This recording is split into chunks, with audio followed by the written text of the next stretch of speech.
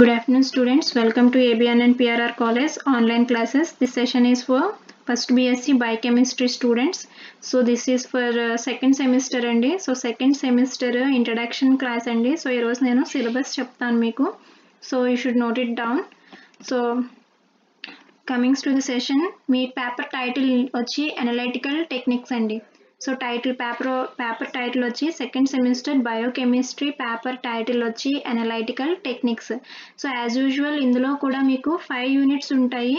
So 5 యూనిట్స్లోంచి మీకు question paper వచ్చి ఒక్కొక్క యూనిట్ నుంచి 2 ఎస్ఏ క్వశ్చన్స్ వస్తాయండి. సో టోటల్ 10 క్వశ్చన్స్ వస్తాయి. You have to write any 5 of them. అలాగే షార్ట్ ఆన్సర్స్ కూడా ఒక్కొక్క యూనిట్ నుంచి ఉంటాయండి. So coming to unit 1.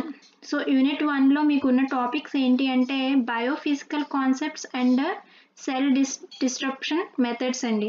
So biophysical concepts and cell disruption methods, this is unit 1 అండి. సో అందులో టాపిక్స్ ఏంటి అంటే water as biological solvent, buffers,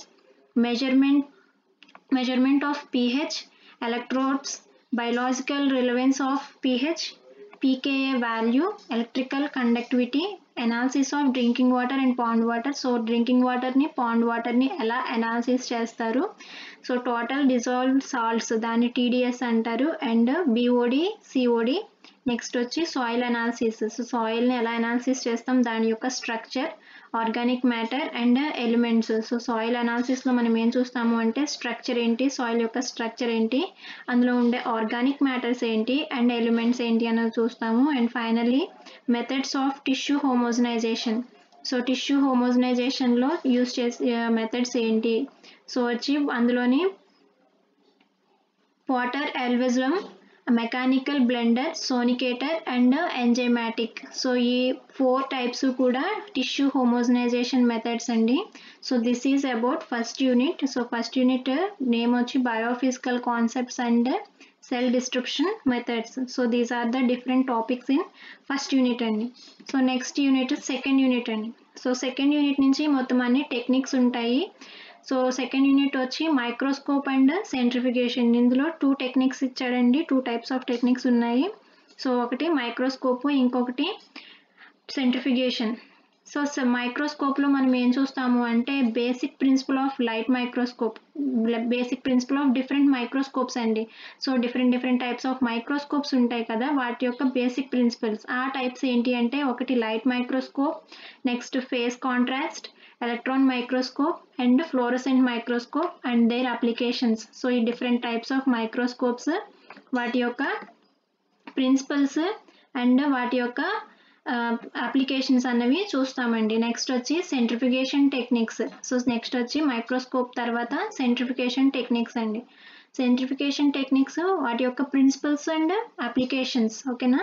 so centrification techniques, principles and applications. So ఈ సెంట్రిఫికేషన్లో మనం differential and density gradient centrifications చూస్తాం. Next వచ్చి ultra centrification. Ultra సెంట్రిఫికేషన్లో ప్రిపరేటివ్ అండ్ అనలైటికల్ సెంట్రిఫికేషన్స్ కోసం చూస్తామండి. So this is about second unit. Second యూనిట్లో మీకు 2 కింద డివైడ్ అయింది అండి యూనిట్ అన్నది. ఒకటి మైక్రోస్కోప్, ఇంకొకటి సెంట్రిఫికేషన్. 2 డిఫరెంట్ టాపిక్స్ అండి రెండు కూడాని. సో నెక్స్ట్ వచ్చి థర్డ్ యూనిట్. థర్డ్ యూనిట్లో మనకి క్రోమటోగ్రాఫిక్ టెక్నిక్స్ అండి. సో క్రోమటోగ్రాఫిక్ టెక్నిక్స్ కోసం చూస్తాము. So chromatography, principles and applications, types of chromatographic techniques, course chromatography, దాంట్లో మనం సాల్వెంట్స్, RF వాల్యూ, అప్లికేషన్స్ చూస్తాము. నెక్స్ట్ వచ్చి ఇంకో క్రోమటోగ్రఫీ వచ్చి థిన్ లేయర్ క్రోమటోగ్రఫీ. దాంట్లో మనం principle, choice of absorbent and solvent, RF value, applications చూస్తామండి థిన్ లేయర్ క్రోమటోగ్రఫీలో. నెక్స్ట్ వచ్చి gel filtration, this is another type of క్రోమటోగ్రాఫిక్ technique. And ion ఎక్స్చేంజ్లో మళ్ళీ principle, resins, action of resins, experimental techniques, applications చూస్తాము. Next topic వచ్చి separation of metal ions. అందులో మనం affinity chromatography కోసం చూస్తామండి. So this is complete third unit. కంప్లీట్గా మనకి ఒక్క టాపిక్కేనండి, chromatographic techniques. So second unit మనకి 2 టాపిక్స్ ఉన్నాయి, ఒకటి మైక్రోస్కోప్ అండ్ ఇంకొకటి సెంట్రిఫికేషన్. బట్ థర్డ్ యూనిట్ అన్నది మనకి కంప్లీట్గా క్రోమటోగ్రాఫిక్ టెక్నిక్స్ మాత్రమే ఉన్నాయి. So this is about third unit అండి. నెక్స్ట్ వచ్చి ఫోర్త్ యూనిట్. ఫోర్త్ యూనిట్లో మనం మళ్ళీ టూ కింద డివైడ్ అయిందండి. ఒకటి స్పెక్ట్రోస్కోపీ అండ్ ఇంకొకటి ట్రేసర్ టెక్నిక్స్. ఓకేనండి, స్పెక్ట్రోస్కోపీ కోసం చూస్తాము. నెక్స్ట్ వచ్చి ట్రేసర్ టెక్నిక్స్ అనమాట.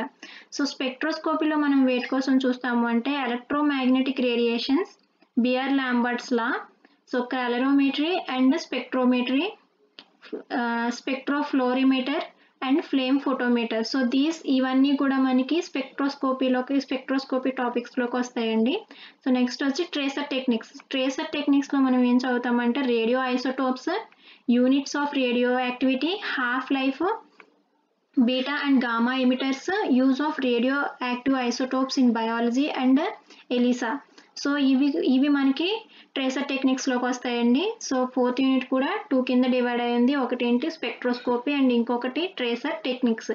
So this is about fourth unit అండి. Next comings to the fifth unit.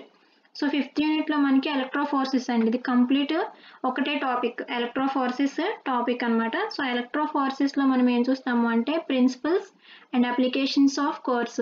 So electrophoresis యొక్క ప్రిన్సిపల్స్ అండ్ అప్లికేషన్స్. నెక్స్ట్ వచ్చి polyacrylamide, native and SDS and agarose gel electrophoresis. So polyacrylamide, gel electrophoresis రెండు electrophoresis కోసం మనం చూస్తామండి. Next iso electric focusing, immune electrophoresis types and applications. ఓకేనండి, so this is about fifth unit. So ఇదంతా మీ syllabus అండి, second semester యొక్క syllabus.